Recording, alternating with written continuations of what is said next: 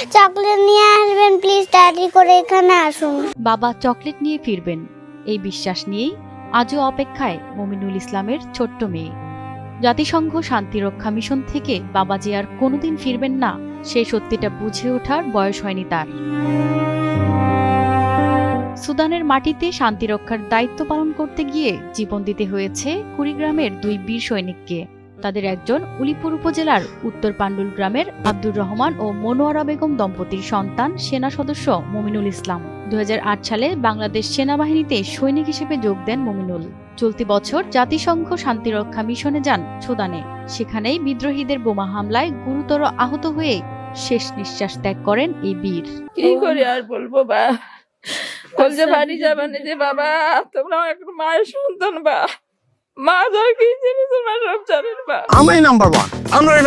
Number one হচ্ছে মেরিল petroleum jelly. আজ তার বাড়িতে যেন সময় থমকে গেছে, নীরব আর স্তব্ধতায় ছেয়ে গেছে পুরো এলাকা। শোকে কাতর স্বজন থেকে প্রতিবেশী সবাই। মা এখন গুনছেন অপেক্ষার প্রহর। স্ত্রীর চোখে জমে আছে না বলা হাজারো কথা, আর সন্তানের চোখে একটি প্রশ্ন যার কোনোটিরই উত্তর নেই। আমার স্বামীকে এনে দেন, আমি কিচ্ছু চাই না। সরকারের কাছে আমার আকুল আবেদন, আমার স্বামীকে এনে দেওয়ার ব্যবস্থা করো, আমার স্বামীকে এনে দে। দেশের শান্তি ও মর্যাদা রক্ষায় নিজের জীবন উৎসর্গ করেছেন কুড়িগ্রামের এই বীর সন্তানরা। দেশের শান্তি ও মর্যাদা রক্ষায় নিজের জীবন উৎসর্গ করেছেন কুড়িগ্রামের এই বীর সন্তানরা। তাদের এই আত্মত্যাগ এই মাটির মানুষ কোনোদিন ভুলবে না, ভুলতে পারবে না। আমার ভাইয়ের ছোট মেয়ে টাকা দিছে, আমার ভাইয়ের মেয়ে টাকা চুরি বলে বলছে বাবা আমার টাকা লাগবে না, আমার তোমাক লাগবে।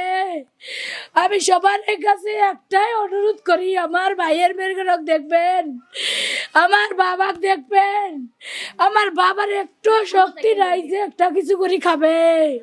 বাবা যেদিন মারা গেছে সেদিন বলে সবার সাথে কথা বলছে, বা আমার খোঁজ করছে, মায়ের খোঁজ করছে, বাবা আমার নাগাল পায় নাই। বাবা বন্ধু বান্ধব করে কোথায় কোথায় আসলো, দাদা দাদি সবার সাথে কথা বলছে। আমার সোনা সোনা আমার নাগাল পায় নাই, মার নাগাল পায় নাই। দেশের সীমান্ত পেরিয়ে বুক ভরা দায়িত্ব আর দেশের সম্মান নিয়ে জাতিসংঘ শান্তিরক্ষা মিশনে দায়িত্ব পালন করেছিলেন কুড়িগ্রামের দুই সেনা সদস্য। ফেরার কথা ছিল দায়িত্ব শেষে, কিন্তু তারা ফিরবেন শহীদের মর্যাদা নিয়ে।